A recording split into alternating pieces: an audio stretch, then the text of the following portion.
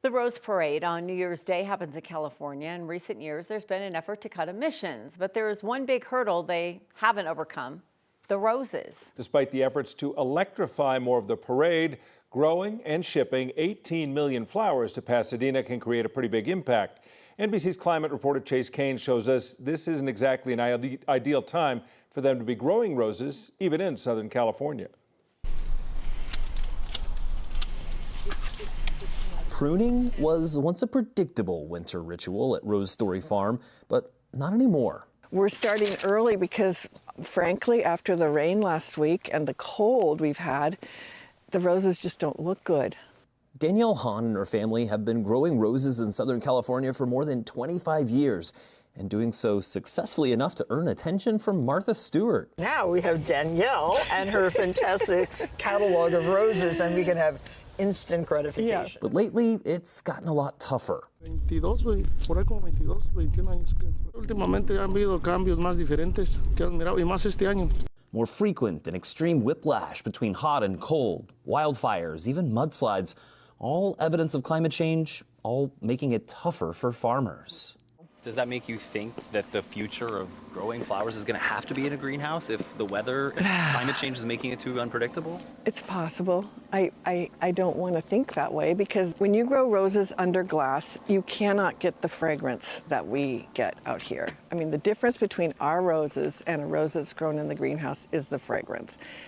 Every rose that we grow is incredibly fragrant, and you can't get that under glass. The other option, grow roses somewhere else, which is what the world-famous Rose Parade started relying on decades ago. Rose Parade started, obviously, as a promotion for Southern California, that people on the East Coast can't grow roses and flowers, and it was a way to really be a booster for Southern California. Obviously, that's changed now. There's less flowers grown in the United States. Now, virtually all of the parade's roses are packed on planes and flown in from South America. We export about $1 billion a year. Alejandro Martinez represents rose growers in Ecuador who are also battling the effects of climate change.